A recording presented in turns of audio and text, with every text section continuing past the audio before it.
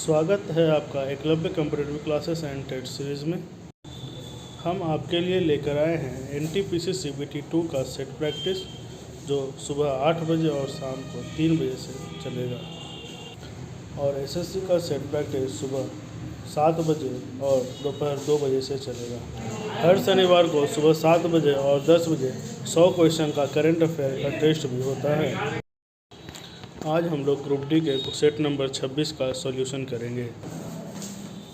ध्यान देंगे 70 केजी भार को उठाने के लिए 98 जूल का प्रयोग किया जाता है। यानी कि यहाँ वर्ग कितना हो जाएगा बाबू? 98 जूल। अब वर्ग बराबर हम फार्मूला जानता है mgh, तो वर्ग बराबर mgh। वर्ग हमको पता है कितना बाबू? वर्ग है 98 जूल। मास हमको कितना है पता है? 70 केजी। आपको पता है जी का वैल्यू कितना होता है बाबू? 10 या 9.8 होता है। 10 लिखा हुआ है, नहीं लिखा तो 9.8 लेंगे। लगभग ना इधर मतलब नीचे आएगा तो 0 हो जाएगा बाबू। 1 0 से 1 0, 98 से 100 बार में, और 100 दहिए 1000। क्या बाबू? 10 तो कट गया ना, 7 है तो 10 तो कट गया ना। हाँ 100 में बचेगा। 1 0 से 1 0 98 से 100 बार। हाँ तो 100/7 आएगा, यानी कितना? 14 मीटर के लगभग आएगा। इसी टंकी को क्रमशः 5 घंटे और 3 घंटे में भर सकता है। 8 घंटा 5 और 8 घंटे का समय लेता है, जबकि तीसरा पाइप 3.2 घंटे में खाली कर सकता है। तो ध्यान देंगे आप लोग, पहला पाइप कितना देर भर रहा हो? 5 घंटा में, दूसरा पाइप 8 घंटा में, अब तीसरा पाइप 3.2 घंटा में क्या कर रहा हो? जब खाली करता है तो इसके पहले हम लोग माइनस का साइन लगाते हैं। तो इसका हम लोग एलसीएम लेंगे। तो एलसीएम कितना आएगा? तो देखिए ई 10 को हटा के इसको नीचे 10 लिख सकते हैं बाबू। Yes sir. अब एलसीएम इसको निकालने के लिए फार्मूला क्या होता है? अंशों का लसा बटा हरों का मासा। जैसे कोई भी पूर्णांक वाला यदि आपको कोई संख्या मिल जाए तो उसका एलसीएम निकालने का फार्मूला होता है अंशों का लसा बटा हरों का मासा। तो यहाँ ध्यान देंगे, मेरा क्या क्या आया? 5 आया है, 8 आया है, 32/10 आया है। तो इसको लसा निकालिएगा ऊपर वाले को, तो कितना जाएगा बाबू? 5 8 32 का निकाल लेंगे तो 160 आ जाएगा, बटा हरों का मासा। तक यहाँ तो 1 आ गया, तो मासा 1 आ जाएगा। यहाँ तक सभी को क्लियर है? तो 160 हो जाएगा। तो 1 घंटा में कितना? 5 घंटा में 160 भरा है, तो 1 घंटा में कितना भरेगा? 32 भरेगा। 8 घंटा में 160 भरा है, तो 1 घंटा में कितना भरेगा? 20 भरेगा। अब तीसरा ध्यान दीजिए, 32/10 घंटा में 160 भरा है, तो 1 घंटा में कितना भरेगा? तो 160/32/10 करेंगे तो सबसे नीचे वाला पहला में आ जाएगा, तो गुणे 10 हो जाएगा बाबू, बटा 32। 32 बचे 160, 5 है। लेकिन ध्यान दीजिए यहाँ साइन क्या का होगा? माइनस का साइन क्यों होगा? क्योंकि खाली हो रहा है। अच्छा, अब टोटल समय कितना लगा? यही ना था, 1 घंटा में कितना? 32 मिनट 52 भर रहा है और 50 खाली हो रहा है। तो ओवरऑल 1 घंटा में कितना भर रहा है? 2 भर। तो यहाँ समय कितना लगेगा? कार्य क्षमता 160/80 घंटा। और इसको ऐसे भी बना सकते थे, 1 घंटा में 5 घंटा भरा, 1 घंटा में कितना भरेगा? 1/5 भरे ना। दूसरा का 8 घंटा भरा, 1 घंटा में 1/8। तीसरा का खाली कर रहा 3.2 घंटा में, तो 1 बट्टा माइनस हो जाएगा, ये 10, 160, 32 प्लस 20, अब 5 नहीं 50, 52 में से 50 में 2 बट्टा 160, 1 बट्टा 80 घंटा। और ऐसा क्वेश्चन हम जानते हैं सीधा उल्टा आंसर होता है 80 में कुल 15 घंटा लगता है। अब ध्यान दीजिए, ये मान लीजिए कि नदी है बाबू, नदी क्या है, शांत है। अच्छा ध्यान देंगे, बहुत ध्यान देंगे, अच्छा क्वेश्चन है। यहां से यहां तक की दूरी हम मान लेते हैं d, यहां तक तो क्या है नहीं। अच्छा 9 में जा रहा है और आ रहा है, तो 9 के चाल में तो कुछ ना कुछ होगा, तो 9 के चाल मान लेते हैं x, ठीक है। अब बताइए कोई भी समान दूरी तय करता है तो एक फॉर्मूला पढ़े होंगे आप लोग, 2xy बटा x प्लस y औसत चाल बराबर,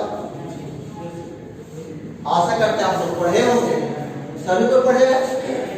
तो 9 चल रहा है शांत जल में, तो 9 की चाल कितना है, 1 किलोमीटर पर घंटा हम मान लिए हैं, तो 2x जा रहा है और आएगा तो 9 सेकंड स्पीड से आएगा बटा x प्लस y, तो x प्लस y बराबर कितना हो जाएगा, 2x हो जाएगा बाबू। और एक औसत चाल बराबर लिखे तो कुल दूरी बटा कुल समय, यहां से यहां तक की दूरी d है और आया है d, तो कुल दूरी कितना हो जाएगा, 2d हो जाएगा बाबू। और आने और जाने में वो कितना कुल समय लिया है, 15 घंटा, 15 घंटा लिया है ना।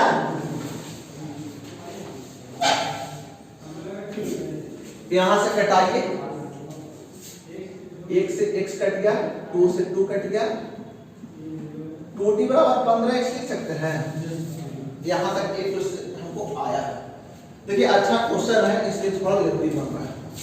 अब ध्यान दीजिए, अब बोल रहे हैं कि अब क्या हुआ कि जो धारा है जो चलने लगा, धारा जब फ्लो होने लगेगा तो कुछ न कुछ तो धारा का भी चाल होगा, 9 का भी कुछ न कुछ चाल होगा। लेकिन लास्ट में एक इक्वेशन दिया है कि धारा एवं 9 के बीच की गति का अंतर 15 किलोमीटर पर घंटा है, ऐसा हमने बोला क्वेश्चन में लिखा हुआ है।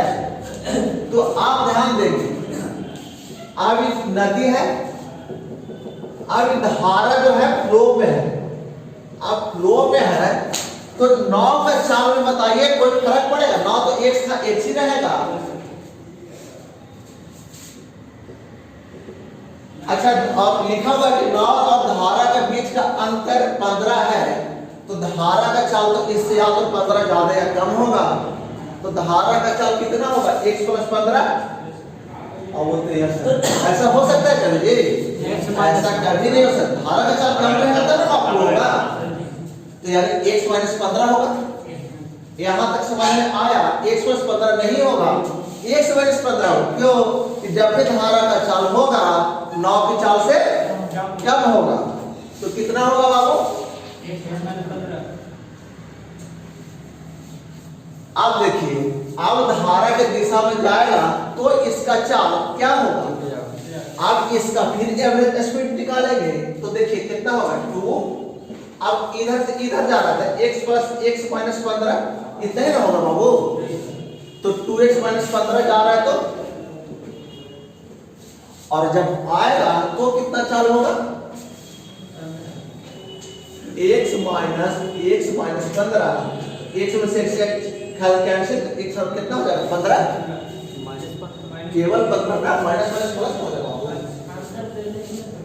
हाँ 15 बटा x प्लस y, तो यहाँ x प्लस y करेंगे, 2x माइनस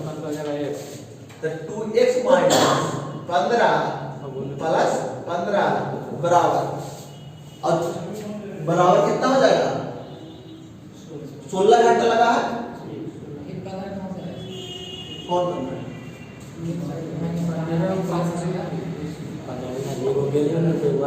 एक 2xy बटा x प्लस y होता है ना, e x यहाँ लिख दिए और e y यहाँ लिख दिए, नहीं समझ आ रहा? एक मिनट बना देते फिर एक बार समझाएंगे। यहाँ तक नहीं समझ आया फिर समझा दें क्लियर हो जाएगा। अब बराबर और कुल दूरी कितना हो गया? यहाँ से यहाँ तक की दूरी d है और फिर आया है तो कितना हो जाएगा? 2D/16 क्या 16 घंटा लगा है। अब कटेगा दिन। अच्छा E15 से तो E15 कट जाएगा, कोई दिक्कत है? अच्छा E2 से E2 कट जाएगा। हाँ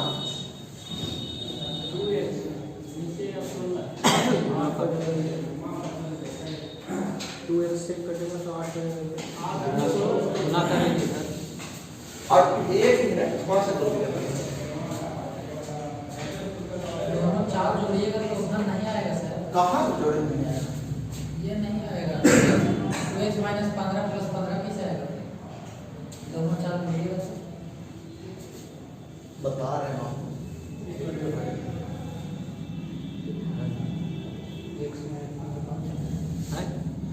देखिए ठीक है ये वाला तो ठीक ही है लेकिन एक बार फिर समझिए। यहाँ तक तो समझ में आ गई क्वेश्चन?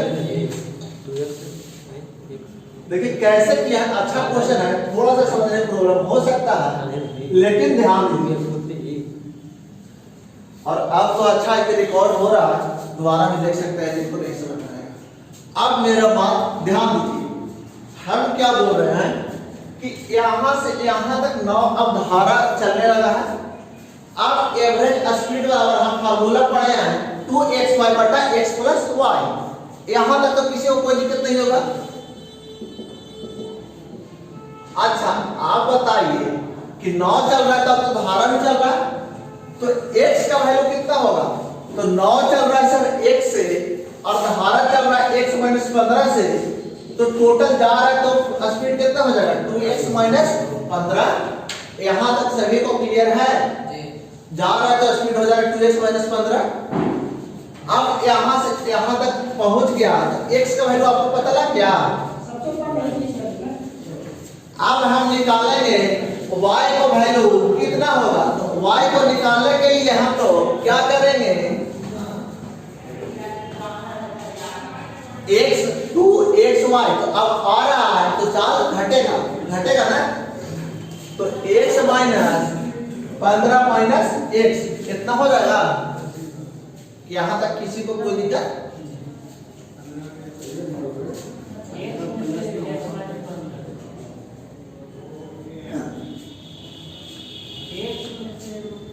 इतना होगा ना, x - 15 - x। क्यों? 9 पे चाल x है और 9 पे चाल में से धारा x - 15 है तो 9 में से धारा घटाएगा ना, आए बता x - 15 घटाएगा। अच्छा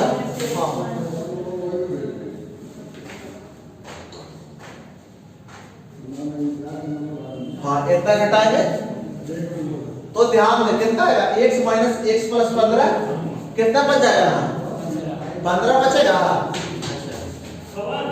बटा x + y। x + y का वैल्यू कितना आएगा? तो x का वैल्यू 2x - 15 आया है और y का वैल्यू 15। और एक चीज ध्यान दीजिए बराबर 2D/16 होगा बाबू। यहाँ तक कोई दिक्कत किसी को? अब यहाँ से 2D का वैल्यू देखिए आप लोग कितना निकाले हैं? 15x। तो यहाँ 2D हटा के 15x लिख दें। आप देखिए E15 से E15 कट जाएगा। E15 से E15 कट जाएगा जी, 2 से 2 कट जाएगा और कोई कटेगा तो x से गुना तो x² बराबर 32x - 240 हो जाएगा बाबू।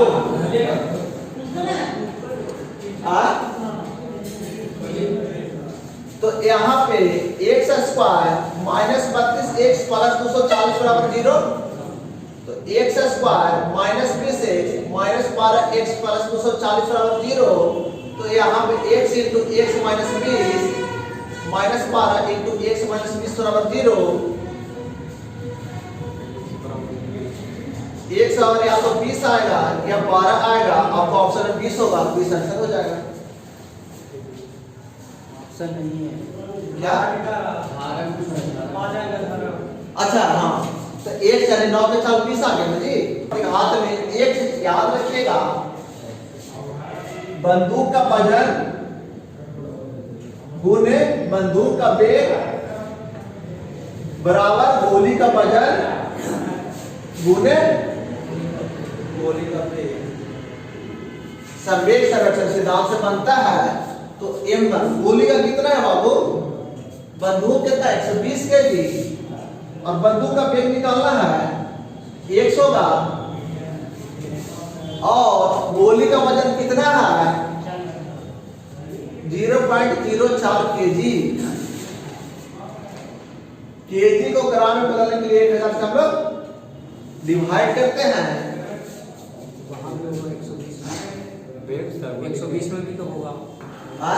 120 केजी है तो उसको भी तो ग्राम में कन्वर्ट करना है। अरे केजी है तो कहाँ लगा छोड़ देते हैं, तो 0.04 केजी। अच्छा, और क्या हो जाएगा गोली का वेग। अब गोली का वेग कितना किया हुआ है?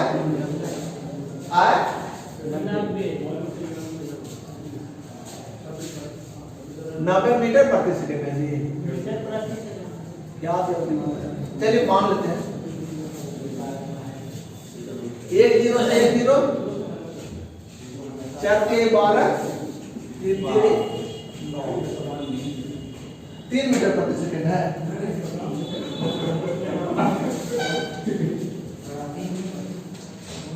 0.100 होगा ना, 100 होगा ना। हाँ बटा 100 होगा, तो 3 गुने 10 के पावर -2 मीटर पर सेकंड है।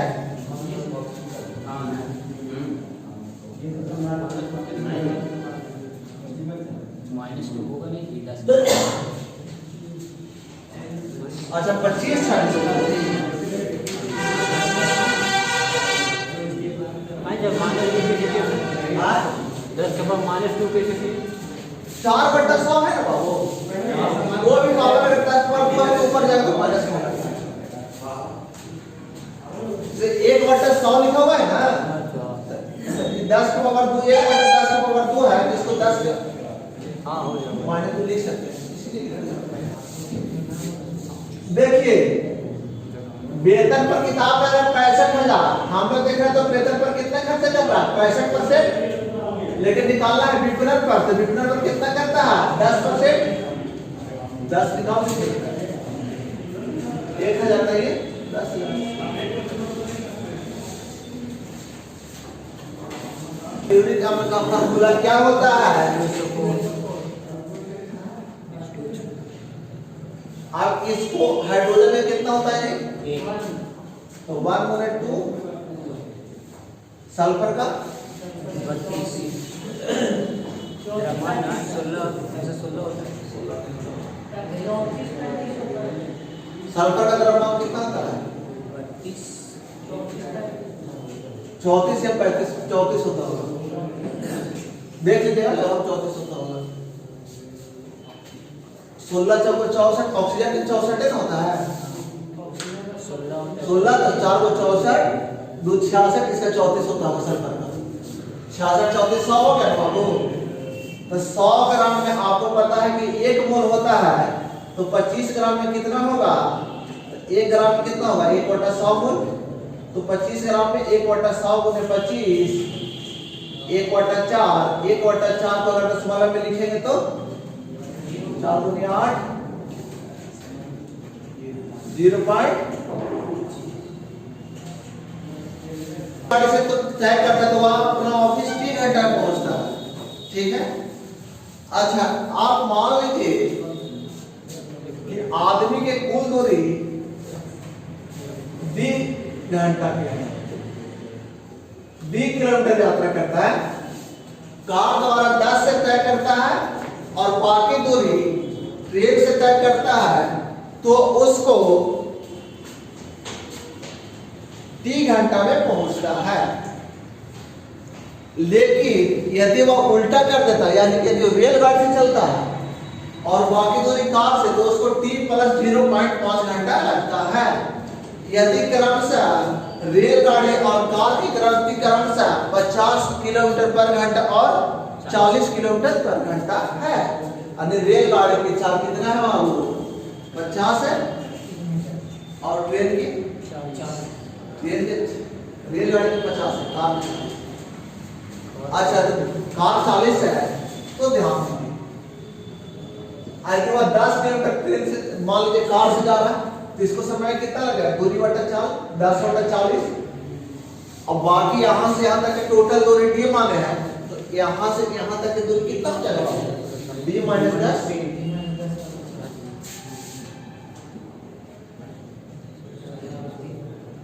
t घंटा t घंटा ना, लेकिन वो उल्टा कर देता है। यानी 10/50 प्लस d - 10/40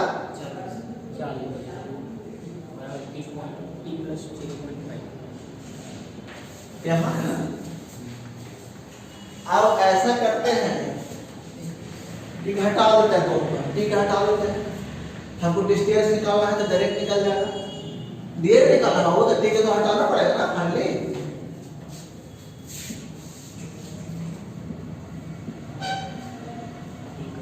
तो यहाँ क्या लिख सकते हैं? 10/40 - 10/50 प्लस d - 10/50 माइनस d - 10/40 बराबर t से तो कट गया, लेकिन -1/2 होगा ना। अब ऐसा करते हैं कि d को इधर ही रहने देते हैं, बाकी सब उधर लेके चल जाते हैं। कोई दिक्कत आता है? अब ध्यान दीजिए, d - 10/50 माइनस d - 10/40 बराबर -1/2 माइनस, अच्छा 10/40 को क्या लिखते थे? और 10/50 को 1/5। ऐसा करते हैं, इसको इससे कितना है? 40/50 का 200 4d - 40 माइनस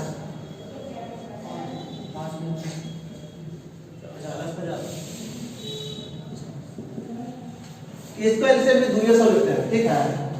100 - 50 ये सब कट गया, 4 डिव से 5 गया, कितना बचेगा? -3। अब -40 में से +50 तो +10 100 140 140 में से 50 क्या?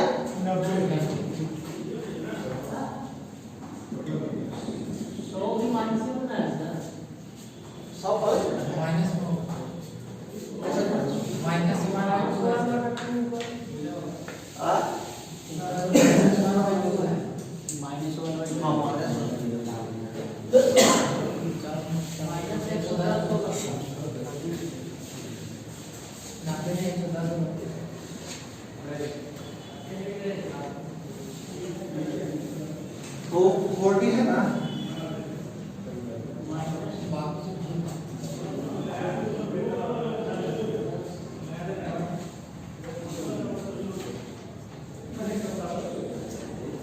ठीक है, 200 - 100 -50 ठीक है। तो यहाँ कितना बचेगा? 4 में से 5 नहीं जा। आप ध्यान दीजिएगा, ए बी सी और क्रमशः 152 171 और 266 कब्जे हैं। 64 57 ये तो आप याद कर लीजिएगा ना, परमाणु क्रमांक 57 कौन सा ग्रुप रहता है।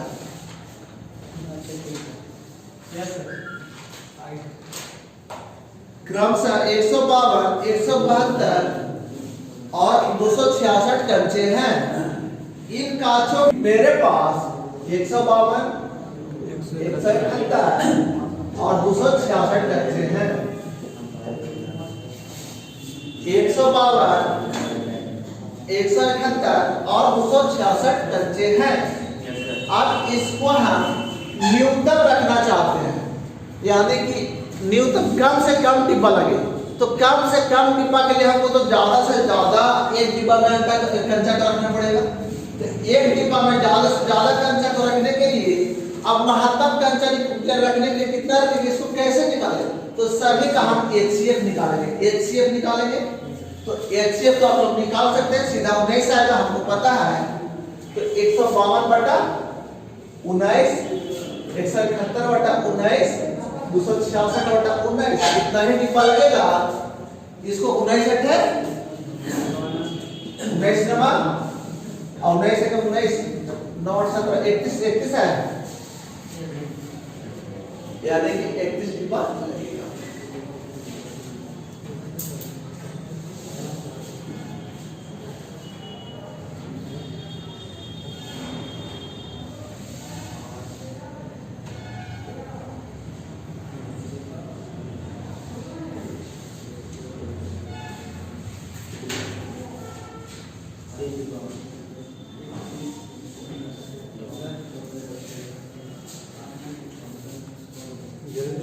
देखिए ऐसा एक दो क्वेश्चन इसलिए रहता है एग्जाम में छोड़ने के लिए दिया होता है। आप 100 अटेम्प्ट छोड़ लेना आपको।